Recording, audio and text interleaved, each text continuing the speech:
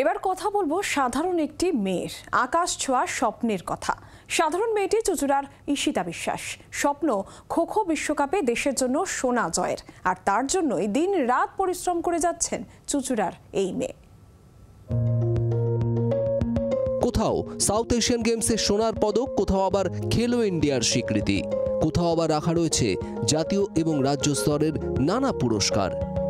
ঈশিতা বিশ্বাসের বাড়িতে যেদিকে নজর যায় সেদিকেই রাখা আন্তর্জাতিক এবং জাতীয় সম্মান।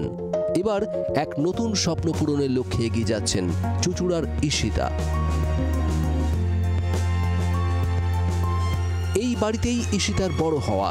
তখন তার বয়স 2। দিদির সঙ্গে মাঠে যেতেন ঈশিতা।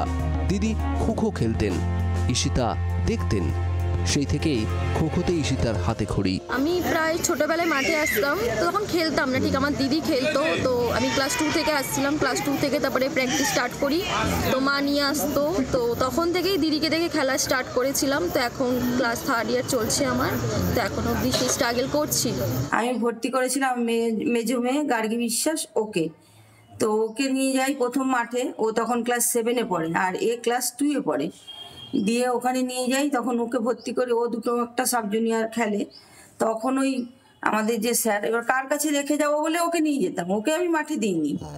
কিন্তু তখন ওইখানকার যে স্যার রাজেশ দত্ত, উনি বলেন কি ওকে নিয়ে কোলের মধ্যে বসিয়ে রাখেন, ছেড়ে দিন, ও মাঠে দৌড়াক। ওই যে উনি দৌড় করানো শুরু করলো, আর সেই থেকে মোটামুটি ওর দৌড় শুরু। যখন আমি প্রথম প্র্যাকটিসে যাই তখন আমার বোন ক্লাস 2-এ পড়ে। তো তখন আমাকে দেখে আমার বোন প্র্যাকটিস শুরু করে। তারপরে আমাদের রাজেশ স্যার ছিলেন, উনি ওখান থেকে আর কি পুরোই ভিতটা তৈরি করে আমার বোনের। হয়তো আস্তে আস্তে আস্তে আস্তে সেই বলে না যে এই খেলাটা প্রথম হচ্ছে বুদ্ধির খেলা, বুদ্ধি ছিল বলেই আজকে স্যার খেলেছিল। আর ওখান ও যে এত বড় জায়গায় যাবে সেটা তো খুবই ভালো লাগছে আমার। ছোট থেকে মাঠে এসেছি, তখন মাঠে আমার স্যার রাজেশ স্যার তিনি প্র্যাকটিস করাতেন। রাজেশ স্যার ওকে প্রথম দেখেই বুঝতে পেরেছিল যে ওর মধ্যে ফিউচারে ভারতীয় প্রতিনিধি করার মতো একটি পাওয়ার ওর মধ্যে আছে।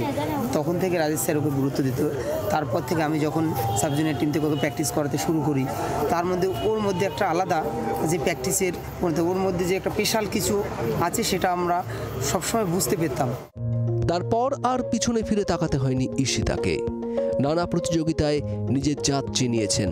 2019 সালে নেপালে সাউথ এশিয়ান গেমসে সোনা জিতেছেন ঈশিতা। আমি সাউথ এশিয়ান খেলেছি লাস্ট 2019, এখনো পর্যন্ত হয়নি। তো ওটাতে গোল্ড মেডেল আছে, খেলো ইন্ডিয়া 3rd আছে, সিনিয়র ন্যাশনালি 3rd আছে, সাব জুনিয়রে 3rd আছে।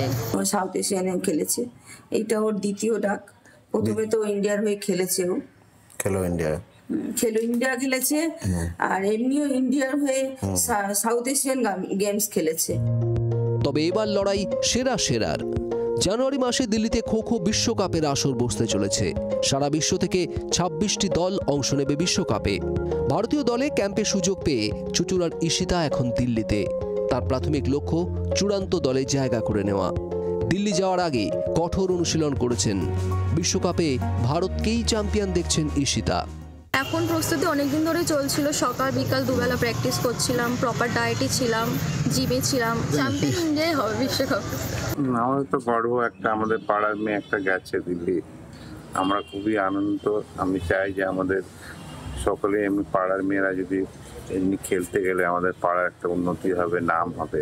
আমরা তো চাইবো যে আমাদের মেয়ে, আমাদের বাংলার মেয়ে সে একটা জায়গায় যাক, দিয়ে তার একটা ভবিষ্যৎ হোক। এত কষ্ট করে করছে, এটাই চাই, আর কি চাইবো। ওর সামনে এত বড় একটা খেলার ক্যাম্পে ডাক পেয়েছে, এটা আমার জন্য অনেক অনেক খুশি। আমি মানে কি বলবো, এখানে বলার মতো আমার কাছে কোনো ভাষা নেই।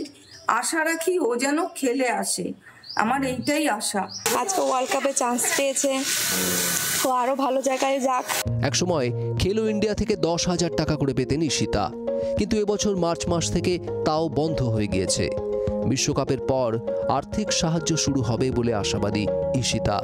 2036 সালে অলিম্পিক্সেও পদক জয়ের স্বপ্ন দেখেন তিনি। হুগলি থেকে বিধান সরকারের রিপোর্ট, জি24 ঘন্টা।